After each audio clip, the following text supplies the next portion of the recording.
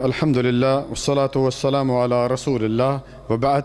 يقول الله سبحانه وتعالى في محكم التنزيل: يا أيها الذين آمنوا اتقوا الله ولتنظر نفس ما قدمت لغد واتقوا الله. کہ اے ایمان والو، اللہ تعالیٰ سے ڈرو اور ہر شخص یہ دیکھے کہ اس نے کل کے لیے کیا تیاری کی ہے، کیا اعمال آگے بھیجیں. اسی طرح اللہ تعالیٰ نے سورۃ حشر آیت نمبر 7 میں فرمایا: وما آتاکم الرسول فخذوہ وما نہاکم عنہ فانتہوا. جس بات کا میرا نبی حکم دیں اس پر عمل کرو، جس چیز سے روک دیں اس چیز سے رک جاؤ. آج کی میری اس نشست کا جو موضوع سخن ہے وہ ہے ماہ شعبان میں کرنے والے اعمال اور شب برات کی حقیقت. حضرت عائشہ رضی اللہ تعالی عنہ بیان کرتی ہیں کہ وما رأیت رسول اللہ صلی اللہ علیہ وسلم استکمل الصیام شہر قط الا رمضان وما رأیتہ فی شہر اکثر منہ صیاما فی شعبان متفق علیہ. کہ میں نے نبی صلی اللہ علیہ وسلم کو نہیں دیکھا کہ آپ نے کبھی رمضان کے علاوہ کسی مہینے میں مکمل روزے رکھے ہوں، اور نہ دیکھا کہ کسی مہینے میں شعبان سے زیادہ روزے رکھے ہوں. اسی طرح ام المؤمنین حضرت سالمہ رضی اللہ تعالی عنہ بیان کرتی ہیں کہ ما رأیت النبی صلی اللہ علیہ وسلم یصوم شہرین متتابعین الا شعبان و رمضان. رواہ احمد، نسائی و ترمذی. بیان کرتی ہیں ام سلمہ رضی اللہ تعالیٰ عنہ کہ میں نے نبی صلی اللہ علیہ وسلم کو شعبان اور رمضان کے علاوہ کسی دوسرے 2 مہینوں میں مسلسل روزے رکھتے ہوئے نہیں دیکھا. اسی طرح ایک صحابی ہیں حضرت زید رضی اللہ تعالیٰ عنہ، وہ کہتے ہیں کہ میں نے آپ صلی اللہ علیہ وسلم کو نہیں دیکھا کہ آپ کسی بھی مہینے میں زیادہ روزہ رکھتے جتنا کہ شعبان میں رکھا کرتے تھے. تو میں نے نبی صلی اللہ علیہ وسلم نے ایک دفعہ پوچھ لیا کہ آپ صلی اللہ علیہ وسلم اتنا کیوں آپ اس مہینے میں روزہ رکھتے ہیں، کہ کیا وجہ ہے؟ تو آپ صلی اللہ علیہ وسلم نے فرمایا: ذاک شہر یغفل الناس عنہ بین رجب و رمضان وہو شہر ترفع الاعمال الی رب العالمین فاحب ان یعرض عملی وانا صائم. رواہ احمد و ترمذی. کہ یہ وہ مہینہ ہے جس سے لوگ غفلت میں ہیں، جو کہ رجب اور رمضان کے درمیان ہے، یعنی شعبان کا مہینہ ہے. اس مہینے میں انسان کے اعمال اللہ تعالیٰ کے پاس پیش ہوتے ہیں، اور میں یہ چاہتا ہوں کہ جب میرا عمل اللہ تعالیٰ کے پاس پیش ہو تو میں روزے سے ہوں. سبحان اللہ. اسی طرح بھائیو، جو نفل روزہ ہے اس کی بڑی فضیلت ہے. نبی صلی اللہ علیہ وسلم نے فرمایا: من صام فی سبیل اللہ بعد اللہ وجہہ عن النار 70 خریفہ. متفق علیہ. کہ آپ صلی اللہ علیہ وسلم نے فرمایا جو شخص ایک نفل روزہ رکھتا ہے، ایک نفل روزہ رکھتا ہے، اللہ تعالیٰ اس کو جہنم سے 70 میل کی مسافت کے برابر دور کر دیتے ہیں. سبحان اللہ. بخاری و مسلم میں یہ روایت موجود ہے. تو یہ تھی میرے بھائیوں رمضان اس میں شعبان میں جو کرنے والے کام ہیں. اب آتے ہیں مختصر طور پر شب برات کی کیا حقیقت ہے. شب کو عید کی طرح منانا، یہ چیزیں جو ہیں وہ جائز نہیں ہیں جو ابھی میں بتانے جا رہا ہوں. شب کو یعنی 15 شعبان کو عید کی طرح منانا، خاندان کے فوت شدہ لوگوں کے من پسند کھانے پکانا، مٹھائیاں، حلوے، مانڈے اور دیگر اشیاء بنانے کا اہتمام کرنا.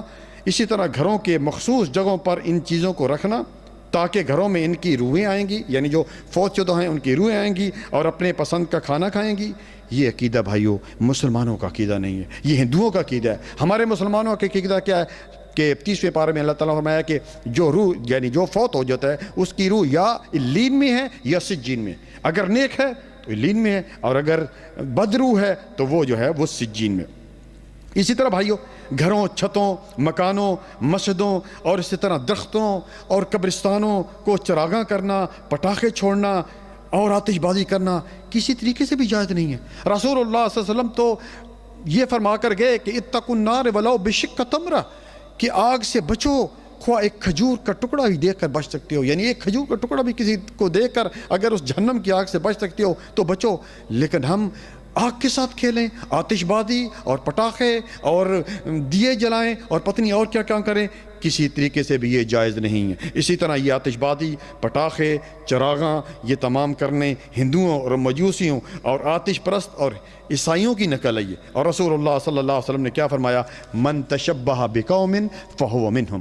جس نے کسی قوم کی مشابہت بھی وہ انہی میں سے ہوگا, یعنی قیامت والے دن انہی کے ساتھ اس کا شمار ہوگا. اور رسول اللہ صلی اللہ علیہ وسلم نے کیا فرمایا, من احدث فی امرنا ھذا ما لیس منہ فہو رد, رواه البخاری, کہ جس نے ہمارے اس دین میں, ہمارے اس حکم میں کوئی ایسا کام کیا جس پر ہمارا حکم نہیں ہے, وہ مردود ہے. میں یہ سمجھتا ہوں کہ اگر واقعی یہ عظیم رات ہے جسے ہم شب برات کہتے ہیں, تو کیا بات ہے قرآن میں اس کا ذکر نہیں ہے, اور نبی صلی اللہ علیہ وسلم ہمیں بتا کر گئے. اور اب رہی بات قرآن کی آیت, سورۃ دخان کی آیت نمبر 3 اور 4, کہ اِنَّا أَنزَلْنَاهُ فِي لَيْلَةٍ مُبَارَكَةٍ, کہ یقیناً ہم نے اسے مبارک رات میں اتارا. اور مبارک رات کون سی ہے؟ لیلۃ المبارک سے مراد لیلۃ القدر ہے. یعنی قرآن کو کون سے مہینے میں آیا, شعبان میں آیا یا رمضان میں آیا؟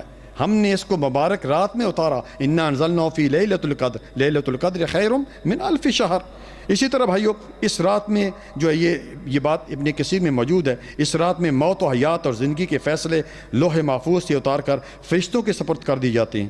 اسی طرح لیلۃ المبارک سے شعبان کی 15ویں رات صحیح نہیں ہے, جبکہ قرآن کی نص صریح سے قرآن کا نزول جو ہے کب ہوا؟ شب قدر. اور شب قدر کب ہے؟ رمضان میں. اس لیے بھائیو, ہمیں وہ کام کرنا چاہیے جس پر رسول اللہ صلی اللہ علیہ وسلم کی مہر ہے. جب تک نبی صلی اللہ علیہ وسلم کے مطابق, اس لیے آپ صلی اللہ علیہ وسلم نے فرمایا کہ بدعتی شخص کی اللہ تعالیٰ نہ فرض عبادت قبول کرتا ہے اور نہ نفل عبادت قبول کرتا ہے, اپنی طرف سے نہیں. اور جو احادیث اس بارے میں آئی ہیں کہ 1000 یا 100 نفل پڑھنے, اور اسی طرح جو اور حدیثیں آئی ہیں, وہ جو ہے علماء کرام یہ بیان کر کے چلے گئے کہ وہ بہت زیادہ یا تو ضعیف ہیں یا موضوع ہیں, بن گھڑت ہیں. تو اس مہینے میں ہمیں جو صحیح چیز ملتی ہے وہ یہ ہے کہ ہم زیادہ سے زیادہ روزے رکھیں. اور نبی صلی اللہ علیہ وسلم نے ایک جگہ فرمایا کہ جو شخص ایک نفر روزہ رکھتا ہے, اللہ تعالیٰ اس کے اور جہنم میں ایک خندق بنا دیتے ہیں جس کی جو مسافت ہے, لمبائی زمین و آسمان کے برابر ہے. تو کیوں نہ ہم وہ کام کریں جو نبی صلی اللہ علیہ وسلم کو ہم بھی بتا کے گئے ہیں, بجائے کہ ہم جو ہے وہ, اور ابھی یہ 13, 14, 15 جو ہے روزہ آ رہا ہے, 13, 14 اور 15 کو آپ روزہ رکھیں. نبی صلی اللہ علیہ وسلم نے فرمایا کہ جو ہر مہینے 13, 14 اور 15 کو روزہ رکھتا ہے تو وہ اس طرح جس طرح کے قصوم دہر, وہ پوری زندگی روزے سے ہیں. کیوں؟ کیونکہ ایک روزے کا ثواب 10 کے برابر ہے, 2 روزے کے ثواب 20 کے برابر, اور 3 روزے کے ثواب 30 کے برابر. یعنی ہر مہینے اگر شخص 3 روزے رکھتا ہے تو وہ اس طرح ہے جس طرح پوری زندگی روزے سے. تو اللہ تعالیٰ سے دعا ہے کہ اللہ تعالیٰ ہمیں نیک عمل کرنے کی توفیق عطا فرمائے. اس شبرات جو ہے اس سے یہ منانا اور آتی بات ان چیزوں سے بچنا ہے. روزے رکھیں اس مہینے میں جو ہے اعمال, اور یہ بھی اعمال کہیں نہیں لکھا ہوا کہ 15 کو ہی پیش ہوتے ہیں. دیکھیے اعمال جو ہیں ہمارے ایک ڈیلی اللہ تعالیٰ کے پاس پیش ہوتے ہیں. نبی صلی اللہ علیہ وسلم نے فرمایا کیا کہ ہر فجر کے بعد اور ہر عصر کے بعد جو ہے وہ فرشتے لکھ کر اعمال اللہ تعالیٰ کے پاس چلے جاتے ہیں. اسی طرح ویکلی کیا ہوتا ہے؟ منڈے اور ٹیوزڈے, یوم الاثنین اور یوم الخمیس, یعنی پیر اور جمعرات والے دن. نبی صلی اللہ علیہ وسلم نے کیا فرمایا کہ ہر پیر اور جمعرات والے دن اللہ تعالیٰ کے پاس اعمال پیش ہوتے ہیں. فَأُحِبُّ أَن يُعْرَضَ عَمَلِي وَأَنَا صَائِمٌ, اور میں یہ چاہتا ہوں کہ جب میرا عمل اللہ تعالیٰ کے پاس پیش ہو تو میں روزے سے ہوں. اسی طرح ایئرلی جو سال میں پیش ہوتے ہیں وہ اس مہینے کا ذکر ہے. کہیں یہ ذکر نہیں ہے کہ 15 شعبان کو پیش ہوتے ہیں یا 20 شعبان کو پیش ہوتے ہیں, بلکہ اس مہینے میں پیش ہوتے ہیں. تو آپ صلی اللہ علیہ وسلم کہہ رہے ہیں کہ میں یہ چاہتا ہوں کہ جب میرا عمل پیش ہو تو میں روزے سے ہوں. تو اللہ تعالیٰ ہمیں نیک عمل کرنے کی توفیق عطا فرمائے. وصلی اللہ علی نبینا محمد وعلی آلہ وصحبہ اجمعین. جزاکم اللہ خیرا. السلام علیکم ورحمۃ اللہ وبرکاتہ. اللہ کے دین کی دعوت اور لوگوں تک پہنچانے کے لیے اس ویڈیو کو ضرور لائک, شیئر, کمنٹ اور سبسکرائب کریں.